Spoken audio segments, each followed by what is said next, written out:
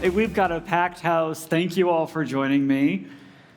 All right, we are going to kick things off with a big-time Throwback Thursday. We are going to start off going back all the way back to June 27th, 1967 in North London. There's a small crowd gathering outside of a Barclays bank because something a little bit strange, something was going to happen for the first time. A man named Reg Varney, he's a sitcom actor, he's wearing a cardigan, might have been like the one I'm wearing today, random coincidence, a golf hat, and he walks up to a wall. He walks up to the wall, takes a piece of paper, slides it into a drawer, enters a 4-digit PIN, and the wall gives him 10 pounds. The first ATM, right? The first ATM was no teller, no signature, nobody on the other end actually making sure that he was who he says he was. And the paper, by the way, was just kind of mildly radioactive to make sure that the machine could read it. When you think about this, though, and you reflect on it, what happened? Somebody had to go through and design that moment, right? And before they did, somebody had to actually go through and defend it.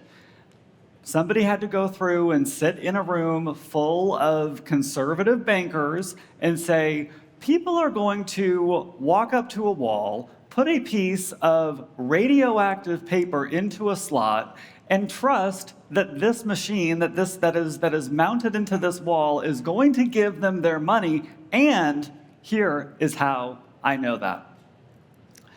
2007. Somebody had to convince a company and the world, and in this case it was Steve Jobs, that people would carry the entire internet around in their pockets and actually use it on a piece of glass about the size of a deck of playing cards.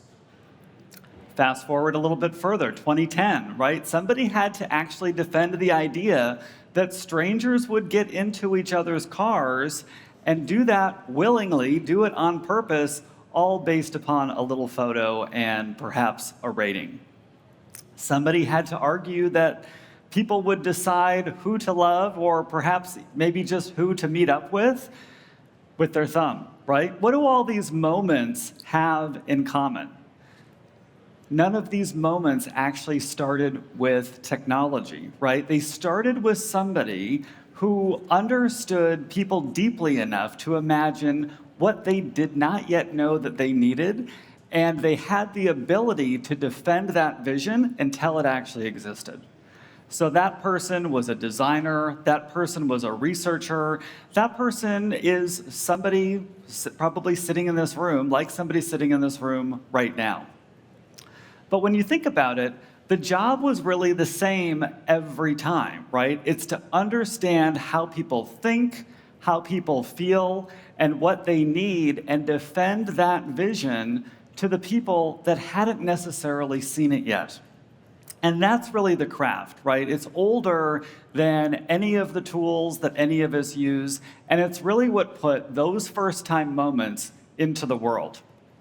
But today, what are we dealing with, right? Everything is changing. Those moments that I just walked you through, they took decades to build. They took decades of networks, of teams, of research, of designs, of arguments, of rewrites, and that just really isn't necessarily the timeline anymore, right? These tools, and dozens others like them, mean that really a single person can ship what used to take 100, right? A founder with no engineers, a PM with no designer, a designer with no dev team. And really, for the first time in history, one person with the right tools can really build pretty much almost anything. Which sounds amazing until you realize the thing that those 100 people do together, right? They pressure test each other. They challenge the assumption. They ask, wait, is anybody actually going to use this? Does anybody really want this? And that's changing as well, right? And that's happening really, really fast. So the question really isn't, can we build faster? Can we design faster? We know we can, and we are. The question is really the same one that the designer of the ATM had to answer. The designer of Uber had to answer, right? And that really is, can I trust this? Can I defend this? And can I feel confident in what I'm building and putting out into the market?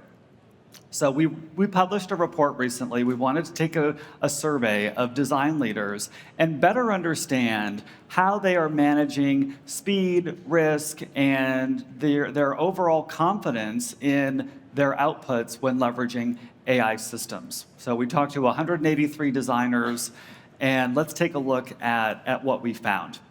So first off, this may not necessarily be a surprise, right? 91% of designers report that their work moves faster now in an AI-enabled environment. What is interesting, though, is the confidence level, right? Only 15% feel much more confident in the quality and the output of their work. So when you think about it, that's a 6-to-1 gap between how fast we're moving and how sure we actually feel about where we're going, right? When you think about the person who had to defend the ATM back in 1967, they were really slow. They were painfully slow by today's standards, but when they stood up in front of a room of stakeholders, they knew that they had actually done the work. And in this particular case, it seems as though we've flipped it. We're fast, but we're maybe not so sure about where we're going. So let's take a look at this in a bit more detail. If we break things down by stage, the story gets a little sharper here. So in the early stages, discovery, ideation, we are super confident. 4.1 out of 5. AI is a great brainstorming partner, a great synthesizer, solves that blank page problem. But when it's time to make the final call, right, when the design is about ready to ship and we're actually going to really be investing the money and users are going to touch it, that's when confidence drops down a little bit, 3.6 to 3.7. So you could refer to this essentially as the reversibility factor. Confidence holds when decisions are fast and cheap to undo, and it collapses as we get further down the cycle when they're not. When you think about it, right, back to the Uber example, getting into a stranger's car, that's pretty irreversible. Somebody had to be really, really sure. Here's maybe one of the more uncomfortable statistics in the whole report. 65% of designers can't confidently say that their outcomes are better because of AI. And 37% say their results are the same. 19% say they're actually sometimes worse. So we're moving faster than we've ever been before to produce outcomes that, in some cases in our own reporting, are not necessarily better. So if speed isn't necessarily delivering the outcomes, then who is accountable when we perhaps don't meet the mark? And this is where everyone was really, really split. So we can take a look at this data and see that 27% say it's design leaders, 20% say it's product managers, 17% say executives. It's really, really all across the board. When you think back to 1967, right, the ATM, that had one person's name on it. Today, we're not necessarily sure whose name is on the decision. So you would expect designers to feel like perhaps their work is getting a little riskier. And in this case, they actually don't necessarily think so. So they're actually fairly split down the middle. 38% say that risk has decreased, 38% say that risk has increased. But what's interesting isn't necessarily the split, it's what separates the two groups. When you look at the data further, the designers who feel that risk actually went up, what do they do or what do they don't do? They validate less, right? They rely on peer discussion and critique, or they're likely to skip validation altogether. In the group that went up, what do? Well, they validate more. They cross-check with research. They get feedback from their customers. They run usability tests and take a look at that based upon their analytics. So same tools, same AI, same speed, different outcomes, but it all varies depending on how folks validate and defend their work. So defensibility was definitely a key variable. So what do leaders do next? Well, you can take a look at the report. There's lots of details in there. I'm not going to walk through all of these right now, but one thing that I will call out is protecting human judgment, right? And how do you protect human judgment? You inform your judgment based upon insights from your customers. And in order to make that as seamless as possible, what do those insights need to be? They need to be fast, they need to be available in hours, they need to be trusted, they need to come from the right set of people, and they need to be embedded into the tools and the work that you're working in every day, all day. So how do we do this? Well, we recently launched our UserTesting for Figma plugin, which enables you to get fast feedback on your designs directly within the Figma canvas. Simply by entering in via an AI prompt what you'd like to learn, a test gets launched, and the insights come back into the canvas, and you have the ability to review all of the themes, add them to the canvas, share them with other folks that are working. But we know that work has expanded outside of Figma into other tools, Figma Make, into other LLMs. So let's take a look at a live example here. To do this, I'm going to pop over to my machine here and introduce you to Diana, who is our product designer at a fictional company called Skyline. And she's taking a look at her analytics, and she can see that we have an issue here. We have a mid-funnel drop-off problem that needs to be addressed before the busy summer travel season. And as she's looking at these analytics, what's the natural question that people ask when they look at analytics? Why?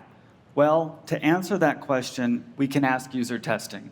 So here, Diana is working inside of Figma Make. She has her experience up here, and she asks user testing to review past user feedback and analyze the page to uncover some friction points. So this is going out and taking a look at past research and insights that have been collected from the user testing panel of participants. And here we can see there's some recommendations on making a few changes to improve this experience. Let's go through and make sure that we're exposing the seat cost in a tooltip. Perhaps we want to add some additional information about the seat type and make sure that the legend stays sticky so that it doesn't disappear. Diana, using her judgment as a designer, thinks these are a great idea. She says, let's implement all three changes. So Figma Make gets to work going through and making changes based upon the feedback and insights coming from user testing. Those changes are made. We can see we have our little tooltip here letting us know the price. We have a summary of what's included.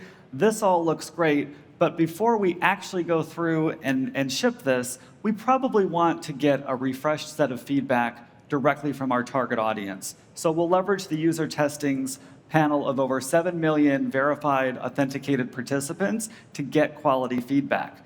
And the beauty of this is Diana can do this without having to leave Figma Make or know how to structure a test. She just simply asks user testing to get feedback, and user testing, leveraging our AI sourcing and AI-generated test plan capability, designs a test that meets Diana's goals. She has, of course, the ability to review it here if she wants to, but this looks good, and she's ready to launch the test. So the test is launched. She can always check in on the progress, but she gets a quick Slack notification a few hours later letting her know that her results are ready. She's super excited to see what folks think of the new design. So here, she comes back and she asks for a summary of the test, again, directly within Figma Make, so that she doesn't have to leave where she's working. And here we can see across the 8 participants, there's a few other recommendations, perhaps showing a running total above the CTA, being a little more descriptive around what's included in the different fare classes, and then also the exit row, it's a little hidden here. We might want to strengthen that notice a bit based upon feedback. We've also automatically generated a highlight reel so she can share the feedback with other stakeholders and make sure everyone is aligned based upon customer insights. She thinks this is great, so she's going to implement those 3 changes. Figma Make gets to work, and off they go with their new design that they're now ready to ship. So when she takes a look at the analytics, she can see here that her mid-flow abandonment issue has been resolved. The completion rate is up 79%. So this is, if we go back to the slides, this is a fictional example, right? But there are real teams actually doing this work and driving real results. So when we think about this,